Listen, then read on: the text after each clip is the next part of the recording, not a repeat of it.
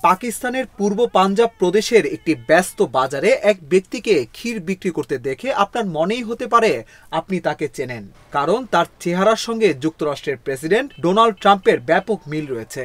আর এই মিলের কারণে প্রচুর মানুষের মনোযোগ পাচ্ছেন তিনি। বেচা বিক্রিও হচ্ছে বেসুমার। বার্তা সংস্থা রয়টার্স জানিয়েছে, আচমকা ট্রাম্পকে ক্ষীর বিক্রি করতে দেখে অনেকেই থমকে দাঁড়াচ্ছেন, বিস্ময়ের সঙ্গে কাছে গিয়ে দেখছেন মানুষটা ট্রাম্পের মতো দেখতে হলেও প্রকৃত ট্রাম্প নন।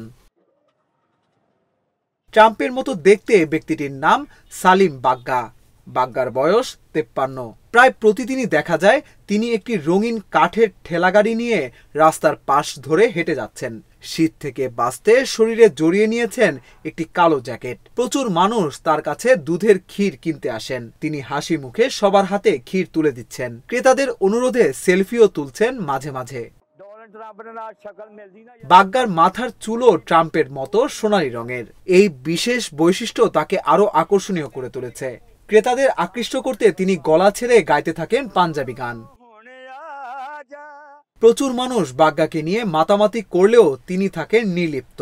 সালিম বাগ্গা বলেন, আমার চেহারা ডোনাল্ড ট্রাম্পের মতো, সে কারণেই লোকজন আমার সঙ্গে সেলফি তোলে। আমার খুব ভালো লাগে। डोनाल्ड ट्रंप ने नाल शक्ल मिलदी ना, यानी कि मिलदी सूरत मिलदी है डोनाल्ड ट्रंप ने नाल ते लोकी इस वास्ते ते सेल्फियां लेंदे आ। এরপর তিনি মজার ছলে মার্কিন প্রেসিডেন্ট ট্রাম্পকে উদ্দেশ্য করে বলেন, ডোনাল্ড ট্রাম্প সাহেব, আপনি নির্বাচনে জিতেছেন। এখন এখানে এসে আমার ক্ষীর খান, আপনি সত্যি উপভোগ করবেন। मेरी खीर खाओ ना अमेरिका चो ते फिर मजा आएगा।